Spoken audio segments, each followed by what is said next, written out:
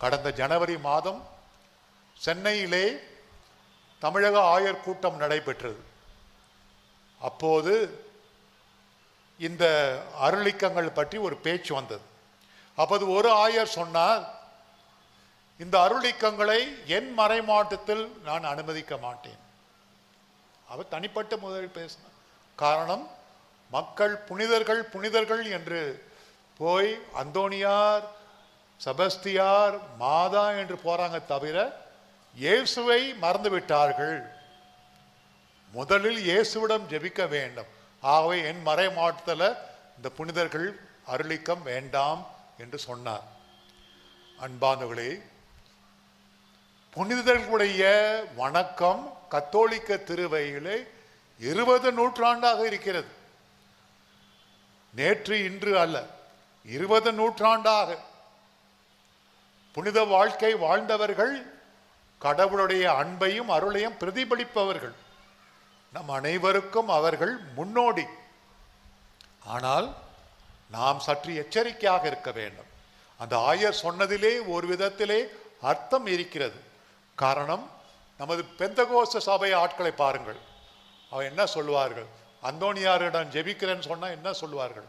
மாதாவிடம் ஜெபிக்கிறேன் என்று சொன்னால் அவர் என்ன சொல்வார்கள்?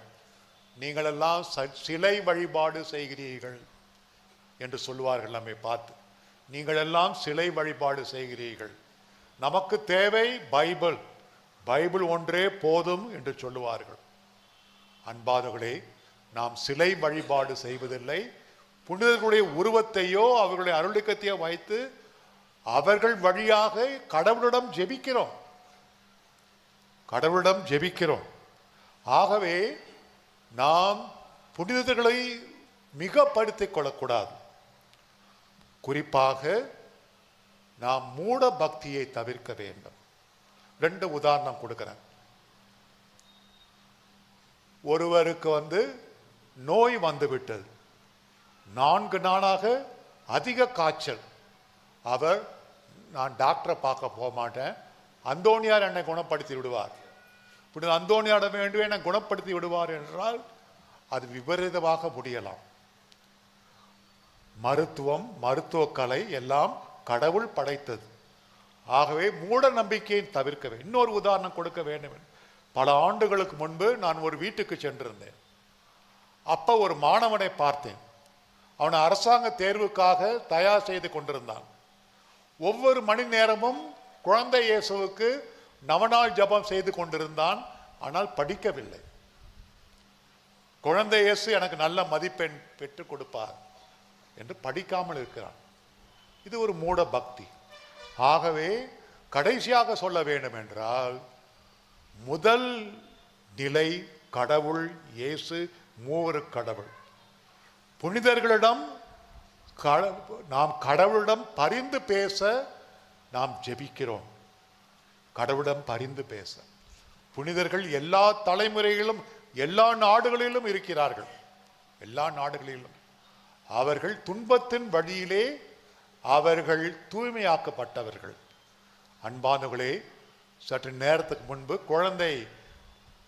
குழந்தை புனிதர் ஒரு சொல்கின்ற கார்லோ அக்யூத்திஸ். கார்லோ அக்யூத்திஸ் என்பவர் இத்தாலி நாட்டில் வாழ்ந்த 15 வயது சிறுவன். அவருடைய அருளிக்கங்கள் நிறைய இருக்கு உள்ள. 15 வயதில் இறந்தார். அருமையான புனிதர். இப்போது இருக்கிற திருத்தந்தை லியோ முதல் புனிதர் பட்டம் வழங்கியது கார்லோ அக்யூட்டிஸ் அவர்களுக்கு தான்.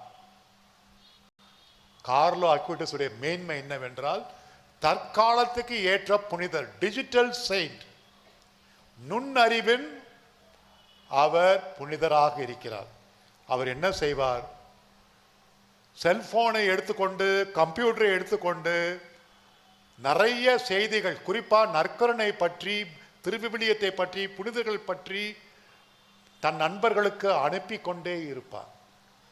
அதிலும் மேலாக இதுவரை உலகத்தில் நடந்த நற்கருணை புதுமைகள் அதையெல்லாம் பட்டியலிட்டு மக்களுக்கு அவர் இணையதளம் வழியாக, சமூக வலைதளங்களில் வழியாக அனுப்பி கொண்டே இருப்பார்.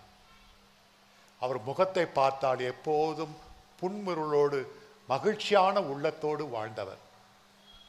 4 ஆண்டுகளுக்கு முன்புதான் அவர் இறந்து போனார். ஆகவே கார்லோ அக்யூட்டிஸ் உடைய வாழ்க்கை நம் அனைவருக்கும் ஒரு எடுத்துக்காட்டு. புனிதர்களை மன்றாட வேண்டும், புனிதர்களிடம் பரிந்து பேச வேண்டும். ஆனால் கடைசியில் நாம் இயேசுவை ஆராதிக்க வேண்டும். இயேசுவுக்கு நெருக்கமாக வர வேண்டும். மாதா மாதா என்று சொல்லிவிட்டு இயேசுவிடம் இருந்து தொலைவில் சென்று விடக்கூடாது.